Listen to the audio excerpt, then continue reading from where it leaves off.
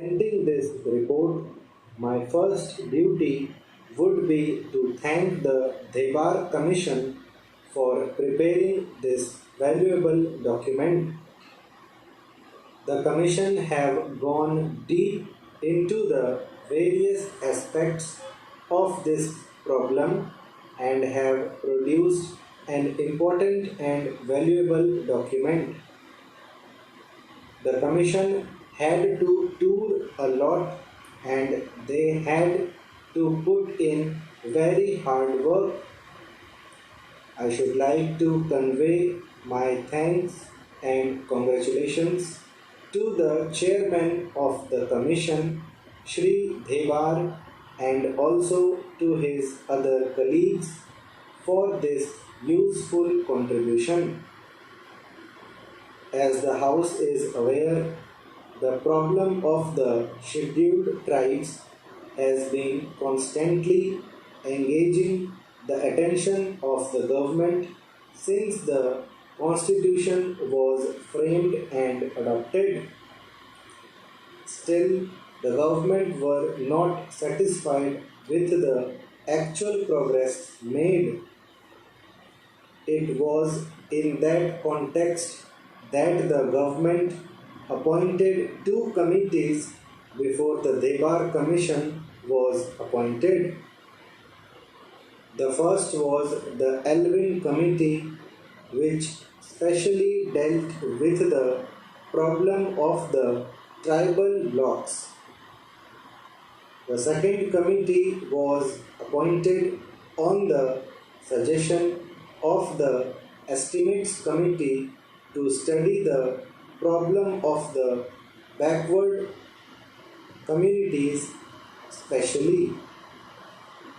On the top of that, in pursuance of Article 339 of the Constitution, the government appointed the Debar Commission, and now it is for the House to give its opinion on the recommendations made by the Commission. Our desire is that as soon as the Parliament, this House, as well as the other House, has discussed this report and expressed its views, we will go ahead with the recommendations made, and we will certainly like that they are implemented as early as possible. I do not want to enter into generalities, but it must be said that our country is vast and our problems are also immense. Generally, we are a very poor country, and it is true that during the British days, we did not actually realize what poverty meant.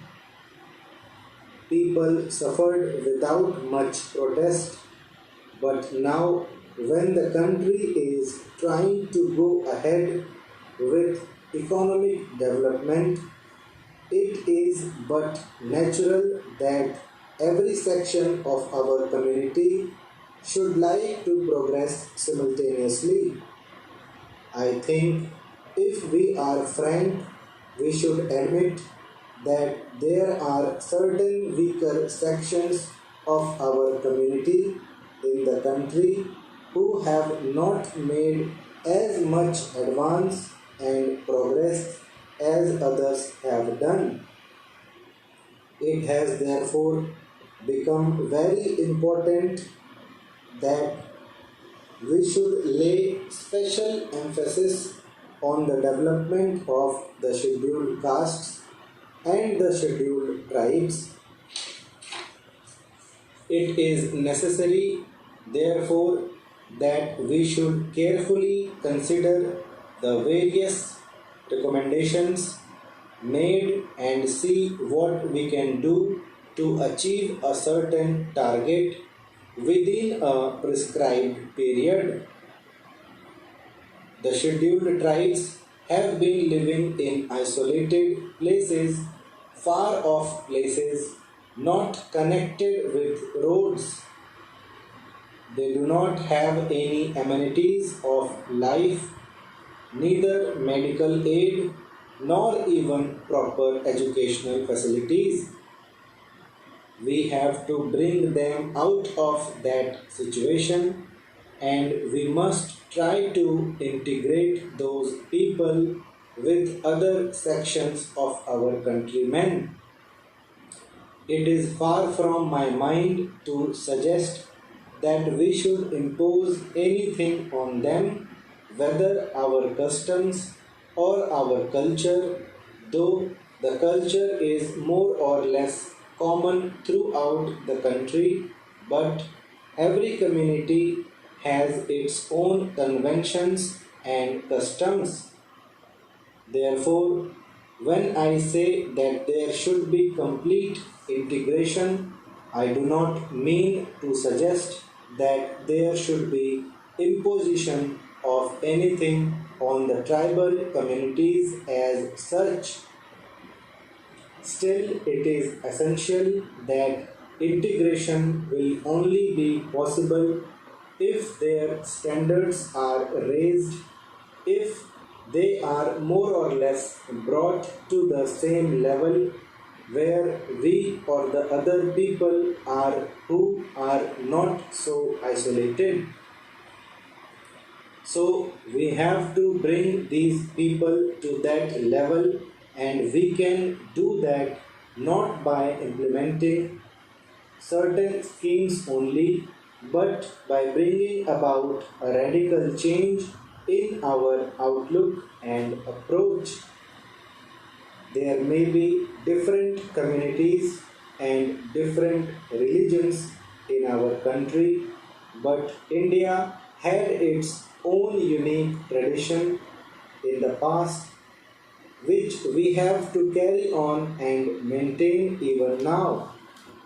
In fact, our philosophic base has been unity in diversity, and in it is our good fortune that when we are free, when we have become independent, various communities and religions exist in our country, and it should be our effort to bring about complete unity and solidarity amongst ourselves, even if our religions are different or we differ in our customs, rights, etc. So I think that it is a challenge to all of us, and I have no doubt that we will be able to meet this challenge. I do not want to take more time of the house. As I said in the beginning, I do not want to enter into generalities. So far as the recommendations of the Commission are concerned, they can broadly be divided into two categories. There are recommendations which are to be dealt with or which directly concern the Home Ministry and some other ministries of the Government of India. There are other recommendations which mainly concern the state governments. In fact, it is the state governments which have really to execute and implement the programs.